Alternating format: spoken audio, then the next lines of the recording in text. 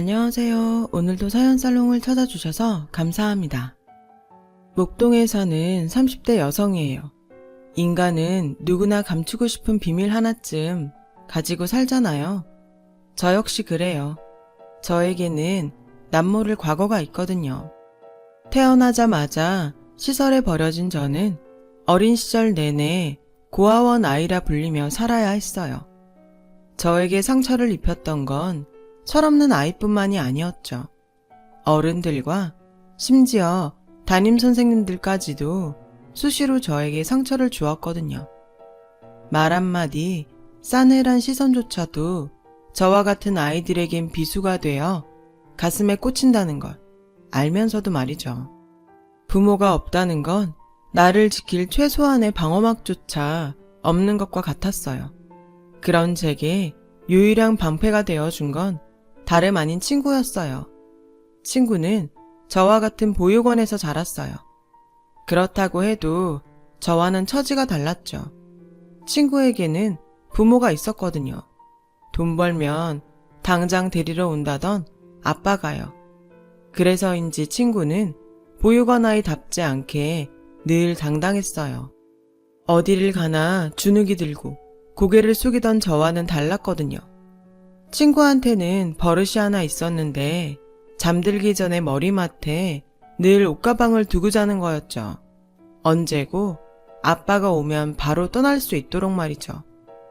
저는 그런 친구가 부러웠어요. 나에게도 나를 데려가줄 부모가 있었으면 좋겠다고 생각했으니까요. 그런데 의외의 사건이 벌어진 거예요.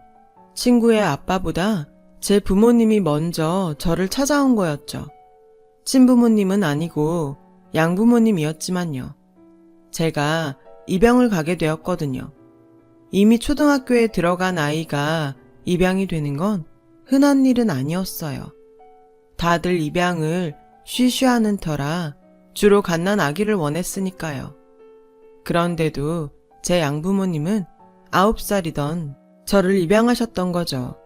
저희 입양 소식을 들은 친구는 마치 세상이 무너진 것처럼 울었어요. 처음엔 저랑 헤어지는 게 슬퍼서 우는 줄 알았는데 그게 아니더라고요.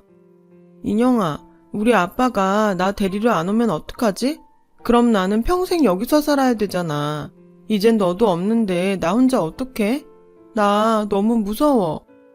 제가 동네 아이들한테 고아원 아이라고 놀림을 당하면 늘 달려와서 저 대신 아이들과 싸워주고 했던 씩씩한 친구는 사실은 저와 똑같은 걱정을 하며 살았던 9살 소녀였던 거예요.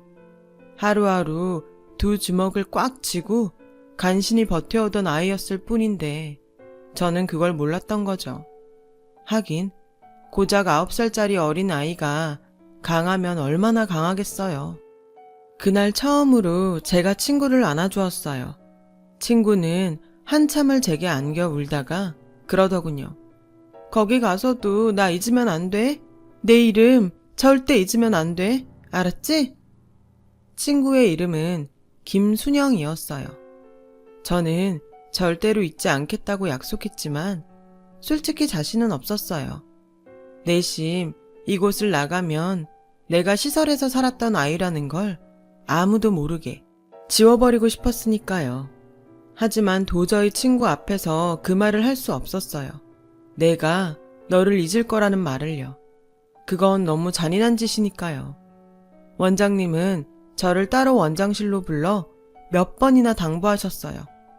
파양 당하지 않게 잘해야 돼. 너도 알지? 내 또래 아이들은 입양되는 게 쉽지 않다는 거. 저도 잘 알고 있었어요. 보육원에서 9년을 살면서 초등학생 언니 오빠들은 퇴소를 할 나이까지 쭉 이곳에서 살았던 걸 봐왔으니까요. 저는 그렇게 되고 싶지 않았거든요. 저를 입양한 양부모님은 두 분 모두 교사였어요. 아빠는 고등학교 수학 선생님이었고 엄마는 초등학교 선생님이었죠. 두 분은 아이를 가질 수 없어서 저를 입양하게 되었다고 했어요. 양부모님께는 미안한 얘기지만 저는 속으로 다행이라고 생각했죠. 만약 양부모님한테 자식이 있었다면 제가 입양될 일은 없었을 테니까요. 양부모님은 부자는 아니었지만 안정적인 직업 덕분에 저는 부족함 없는 지원을 받으며 자랄 수 있었어요. 그토록 꿈꾸던 평범한 삶을 살 수 있게 된 거죠. 입양이 되면서 많은 게 변했어요. 일단 성이 바뀌었죠. 김인영에서 강인영으로요. 단지 성만 바뀌었을 뿐인데도 제 인생은 많은 게 달라졌어요. 난생 처음 제 방을 갖게 되었고 책장 가득 동화책이 있었고 제 옷장도 생겼죠. 옷장에는 제 옷들로 가득 차 있었어요. 보고도 믿기 힘들 정도로 가득이요. 평범한 가정의 아이가 된다는 건 이런 거구나 생각했죠. 바뀐 건 그것뿐만이 아니었어요. 입양이 되고 처음 맞은 어린이날에는 선물도 받고 놀이동산에도 갔거든요. 내 옆에 든든한 부모님이 계시니까 더 이상 그 누구도 저를 불쌍한 고아원 아이로 보지 않았어요. 부모님이 옆에 계시니 사람들 앞에서 주눅들 이유도 없었고요. 그래서 저는 이 행복을 깨지 않기 위해 철저히 과거를 숨기고 살기로 했어요. 친한 친구들조차도 제가 입양하라는 사실을 모를 정도로 꼭꼭 숨겼죠. 하루는 아빠가 그러시더라고요. 사람에게는 누구나 감추고 싶은 비밀이 있어. 네가 입양된 사실을 숨기고 싶다면 엄마랑 아빠도 그렇게 해줄게. 저는 말없이 고개를 끄덕였어요. 그리고 그날부터 제가 입양된 사실을 아는 모든 사람들은 입을 다물어 주었죠. 양가 할머니, 할아버지와 이모, 고모, 삼촌들까지 모두요. 그렇게 저는 새롭게 태어났어요. 새로 전학 간 학교에서는 친구도 사귈 수 있었어요. 부모님은 뭐 하시냐는 친구 부모님의 물음에 두 분 다 학교 선생님이라고 당당히 말할 수도 있었죠. 그 말에 저를 보는 친구 부모님의 표정이 한층 부드러워지더군요. 그 순간 쾌감 같은 걸 느꼈어요. 고아에서 하루아침에 저 높은 곳으로 신분이 상승된 것 같았거든요. 그러면서도 한편으로는 세상이 참 간사하다는 생각도 했어요. 고아원에 살 때나 양부모님 집에 살 때나 나는 똑같은 나일 뿐인데 배경에 따라 다른 취급을 당했으니까요. 이래서 부모 없는 자식이 세상에서 가장 불쌍하다고 하는구나 했죠. 그러거나 말거나 전학 간 학교에도 어느 정도 적응도 됐고 방과 후에는 친구들과 떡볶이를 사 먹는 소소한 재미도 알게 되었어요. 친구들처럼 피아노 학원도 다니고 보습 학원도 다니게 되었죠. 친구들은 학원에 다니는 걸 싫어했지만 저는 그 반대였어요. 학원에 다닌다는 건 마치 내가 부모가 있는 아이라는 걸 인증받는 것 같았거든요. 날 위해 기꺼이 돈을 써주는 부모님이 있다는 증거니까요. 그래서 좋았어요.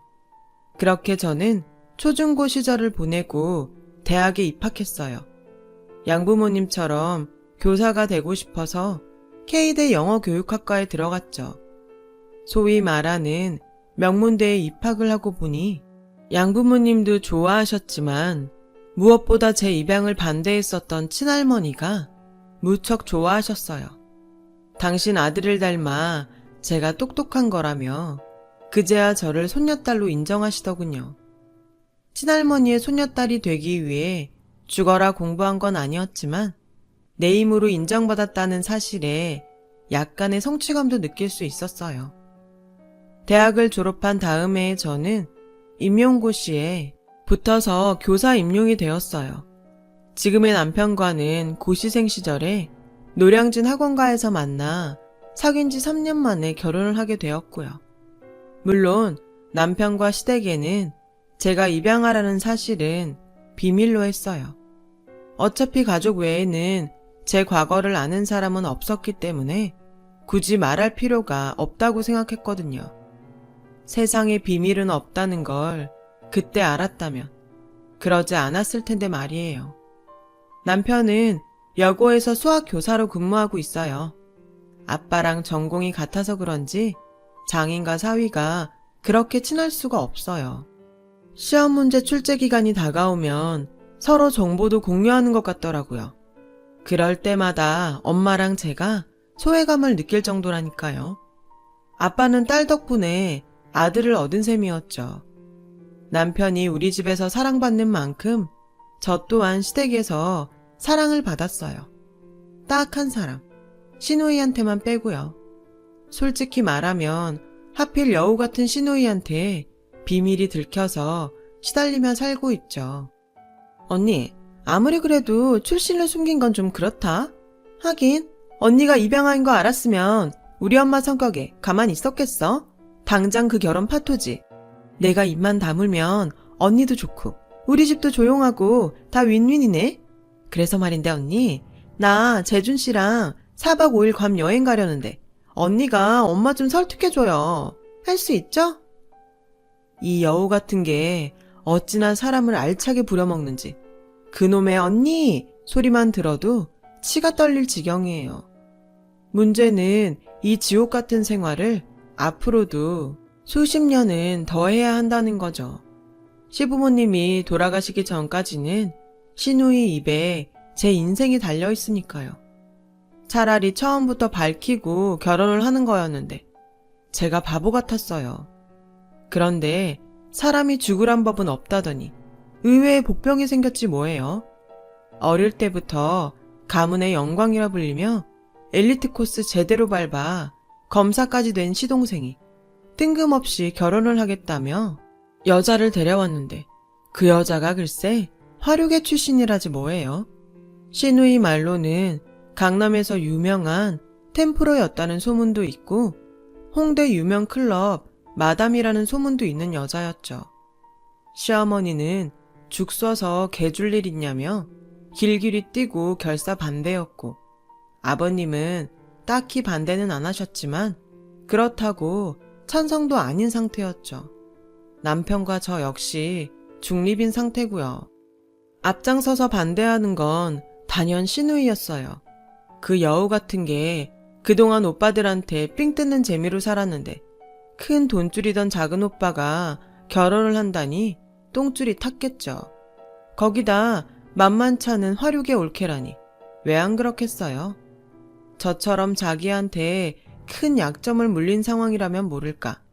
예비시댁에 첫 인사 온 날 시댁 식구들 앞에서 제 입으로 화류계 출신이라고 당당히 밝힐 정도의 사람인데 어디 약점 캐내기가 쉽겠어요? 그러니 시어머니 등에 업고 그렇게 반대를 하는 거죠. 아무튼 예비동서 덕분에 저는 요즘 살맛이 난답니다. 그 여우 같은 시누이가 저를 지 편을 만들려고 그렇게 알랑방구를 뀌지 뭐예요. 언니, 아무리 학교 선생님이라지만 스카프로 봄 분위기 정도는 내도 되잖아요. 이거 어제 엄마랑 백화점 갔다가 올케 언니 생각나서 하나 샀어요. 좀 비싸긴 한데 그래도 우리 올케 언니한테 딱 어울릴 것 같아서 질렀죠 뭐. 참, 내가 그 말 했었나? 언니는 보면 볼수록 사람이 다 나해요. 왜 술집 여자처럼 천박하고 드세고 그런 여자들이랑은 천지 차이라니까. 누구처럼 말이지. 그래서 말인데 언니도 그 여자 반대죠? 아주 생전 안 하던 선물 공세까지 해가며 살살 녹이는데 이래서 남편이랑 시동생이 그렇게 시누이한테 지갑을 털려왔구나 싶더라니까요. 하지만 지난 2년간 시누이한테 옴팡지게 당해온 저로서 이렇게 쉽게 넘어가 줄 수는 없죠. 이참에 저도 어느 쪽이 나한테 유리한지 계산기 좀 튕겨봐야겠다고 생각했어요. 그래서 예비동서를 만나보기로 했죠. 약속 장소에 나가보니 예비동서는 아직 도착을 안 했더라고요. 나 같으면 손윗동서를 만나는 자리라면 먼저 나와 기다렸을 텐데 예상대로 만만치 않은 사람이다 했어요. 그렇게 20분 정도 지났을까요? 이미 약속 시간도 지났는데 여전히 코빼기도 보이지 않더라고요. 그래서 막 전화를 하려는데 밖에서 시끄러운 소리가 들렸어요. 전면창으로 고개를 빼고 봤더니 글쎄 예비동서가 주차장에서 덩치 큰 남자랑 싸우고 있지 뭐예요. 달려나가 보니 주차 문제로 다투는 것 같았어요. 남자가 차를 비스듬하게 세워놔서 주차 공간을 2칸이나 차지하고 있었고 마침 주차장이 꽉 차 있어서 마땅히 주차할 곳을 못 찾던 예비동서가 그 남자 번호로 전화를 걸어 불러냈던 모양이었어요. 용무 중에 불려나온 남자는 오히려 예비동서한테 큰 소리를 쳤고 그 바람에 빈정이 상한 예비동서가 맞서서 싸움으로 번진 거였죠. 아저씨가 이 주차장 전세 냈어요? 다들 한 칸씩 사용하는데 왜 혼자만 2칸이나 차지해요? 주차를 못하겠으면 관리인한테 발렛을 맡기든가 아니면 제 까닥 차를 빼주던가. 예비동서는 험악한 표정의 남자 앞에서 목에 핏대까지 세워가며 맞서더라고요. 남자는 당장이라도 한 대 칠 기세였고요. 겁이 난 저는 냉큼 달려들어 예비동서를 잡아 끌고는 그냥 사과하고 끝내라고 했어요. 그랬더니 예비동서가 황당하다는 표정으로 제게 그러더라고요. 제가 왜 사과를 해야 돼요? 다들 저 등치만 보고 슬슬 피해주니까 저런 사람들이 더 당당한 거예요. 잘못한 사람이 사과하고 피해 입은 사람이 사과를 받는 게 맞는 거죠. 아저씨, 당장 사과해요. 안 그럼 나 경찰 불러요. 예비동서의 말에 기분이 묘했어요. 동서 말이 틀린 게 없었으니까요. 그리고 방금 전에 제 행동이 창피해지더군요. 화류계 여자라서 막대 먹었을 거라는 제 편견은 한순간에 사라져버렸고요. 결국 덩치 큰 남자는 차를 빼서 나갔고 예비동서가 그 자리에 주차를 하면서 상황은 마무리가 됐어요. 식당에 들어와서도 예비동서는 화가 안 풀리는지 얼음물을 2컵이나 원샷을 하더라고요. 아까는 내가 실수한 것 같아요. 잘못은 상대가 있는데 괜히 끼어들어선. 다 제가 걱정돼서 그런 거잖아요. 저 알아요. 혹시라도 덩치 큰 남자한테 제가 맞기라도 할까봐 그러신 거. 제가 오히려 죄송하죠. 괜히 이런 일에 휘말리게 해드려서요. 그러니까 오늘 일은 우리 싹 잊어요. 제가 또 있는 건 잘하거든요. 제 인생이 굴곡져서 잊을 게 많았거든요. 생각해보면 꽤 불편한 사이인데도 서슴없이 자신을 드러내는 예비동서를 보니 왠지 마음이 편해졌어요. 이런 사람이랑 동서지간으로 살면 눈치도 안 보고 맘 편히 지낼 수 있을 것 같았죠. 난 찬성이에요. 이 결혼 찬성한다는 말 하려고 불렀어요. 물론 어머님께 허락받는 거 힘들겠지만 그래도 나도 옆에서 도울게요. 얼마나 힘이 될지는 모르겠지만. 그렇게 우리는 한편이 되었어요. 그날 예비동서와 저는 자리를 옮겨 맥주도 한잔 하면서 신나게 수다도 떨었죠. 얘기를 하면 할수록 예비동서가 더 마음에 들더라고요. 그리고 그 주 주말 신우이가 연락도 없이 어머님을 앞세워 집으로 찾아왔어요. 말로는 지나다 들린 거라고 하지만 딱 봐도 신우이가 일부러 어머님을 닥달해 저희 집까지 온 게 분명했어요. 신우이는 아슬아슬하게 줄타기라도 하듯 저를 협박하더군요. 언니도 알다시피 작은 오빠가 그런 여자랑 결혼한다는 게 가당키나 해요? 그러니까 우리라도 나서서 이 결혼을 막아야죠. 혹시 모르잖아요. 그 여자한테 우리가 모르는 출생의 비밀이라도 있는지. 우리 집안에 화류계 며느리가 웬 말이야? 큰올케처럼 교육자 집안에서 곱게 자란 사람이라면 또 모를까. 안 그래요, 언니? 신우이의 요망한 입에서 말이 나올 때마다 저는 심장이 타들어가는 것 같았어요. 신우이는 이런 상황을 즐기며 제 눈치를 슬슬 살폈죠. 어머님은 이런 대치 상황을 모르셨지만요. 그러니까 큰올케가 작은 오빠 좀 구슬려 봐요. 작은 오빠가 언니 말이라면 잘 듣잖아요. 그래 줄 거죠? 그러겠다는 제 대답을 듣고서야 신우이는 어머님을 모시고 돌아갔어요. 그날 밤 저는 잠을 이룰 수 없었어요. 마음은 예비동서한테 가 있지만 제가 살자면 신우이 쪽에 붙어야 하니까요. 마음을 정하지 못한 채 시간은 흘렀고 그러던 어느 날 시동생이 전화를 했더라고요. 오랜만에 맥주 한잔 하자고요. 만나기로 한 호프집으로 가보니 시동생과 예비동서가 와 있었어요. 예비동서는 제 손을 덥석 잡으며 반갑게 절 맞아주더군요. 이 사람한테 얘기 들었어요. 형수님이 저희 결혼 도와주신다고 했다고. 고맙습니다, 형수님. 형수님한테 대접하고 싶다고 해서 이 사람 가게로 모셨어요. 여기가 동서가 하는 가게라고요? 화류계 출신이라고 들었는데 강남 템프로라고.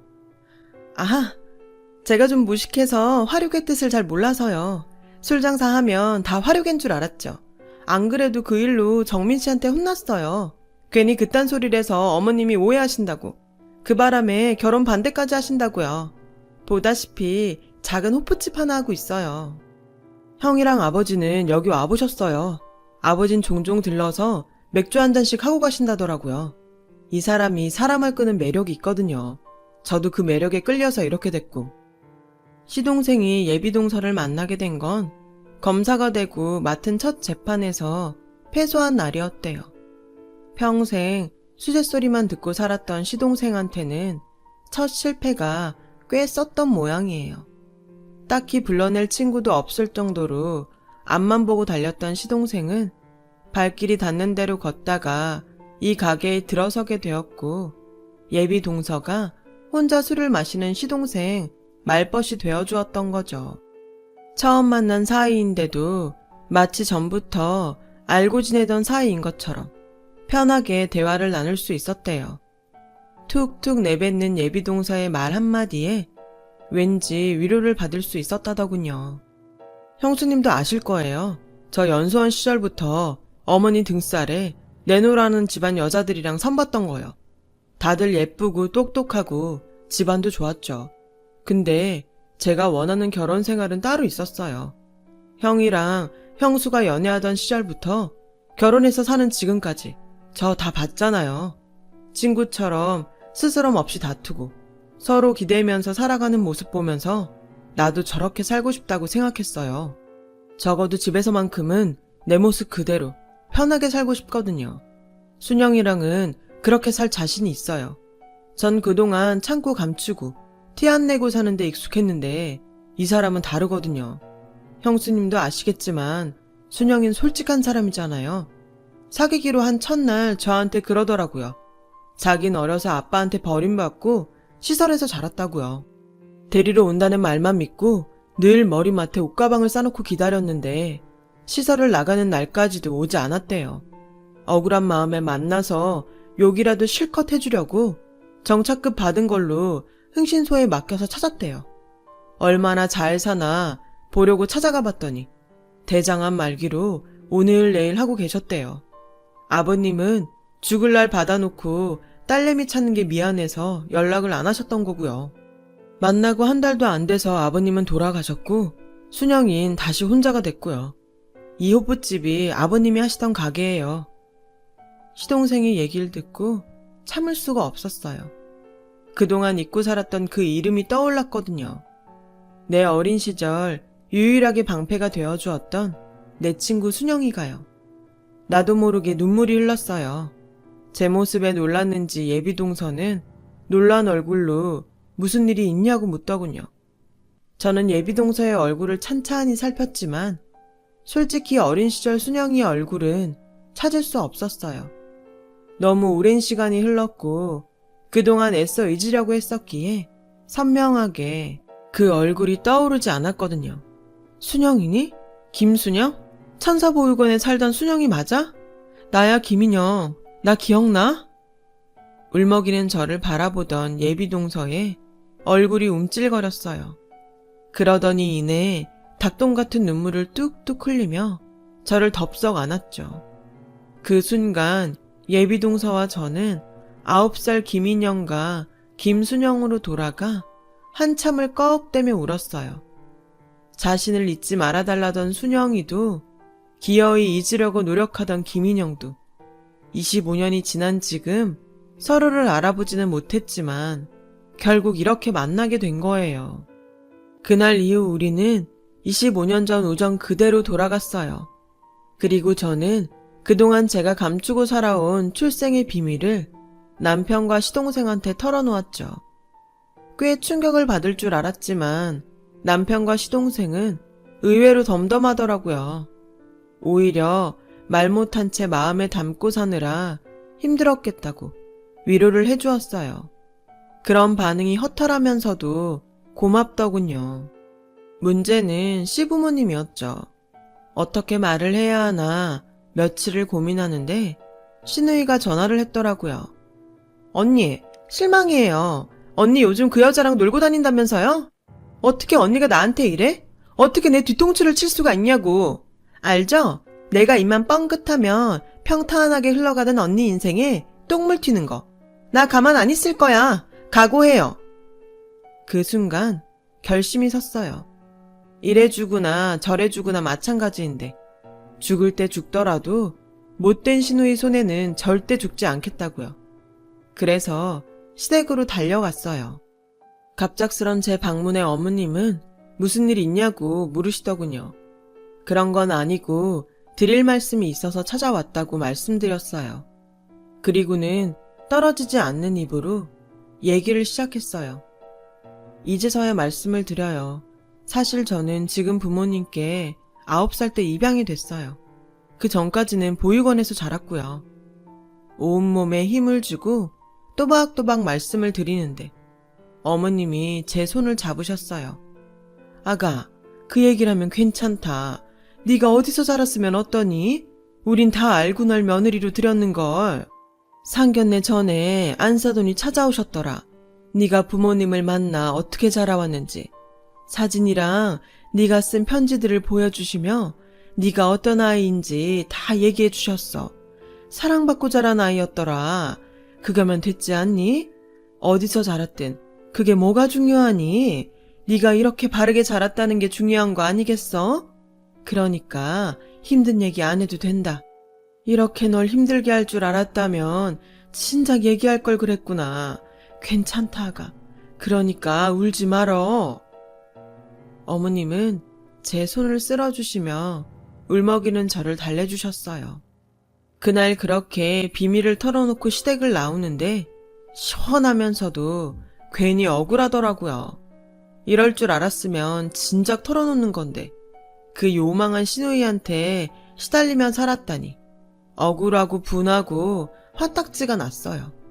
그러니 어쩌겠어요. 받은 대로 돌려줘야죠. 일단 집으로 돌아가 그동안 시누이한테 뜯긴 용돈에 계좌이체 내역을 뽑았어요. 그리고 시누이의 SNS를 통해 그간 남자들과 여행 다닌 사진들을 캡처했죠. 그 여행에 사용된 항공권 결제 내역도요. 거기엔 남편과 시동생의 도움도 조금 받았어요. 그간 이 여우가 저랑 두 오빠들한테 오지게도 뜯어먹었더군요. 예를 들면 이런 식이었죠. 저를 시켜 부모님께 여행 허락을 받고 제 남편한테 항공권 결제를 맡기고 시동생한테는 여행 가서 쓸 경비를 뜯는 식으로요. 아주 꽁으로 잘도 놀고 다녔더군요. 남편이나 나나 학교 선생 특유의 사소한 꼼꼼함이 이럴 땐 정말 힘이 됐네요. 굳이 모으지 않아도 될 편의점 영수증 하나까지 차곡차곡 모아놓은 덕에 시누이를 잡을 거대한 물증이 확보됐거든요. 그 길로 시누이한테 문자를 했어요. 살고 싶으면 당장 튀어오라고요. 문자를 받은 시누이는 당장 전화를 걸어왔어요.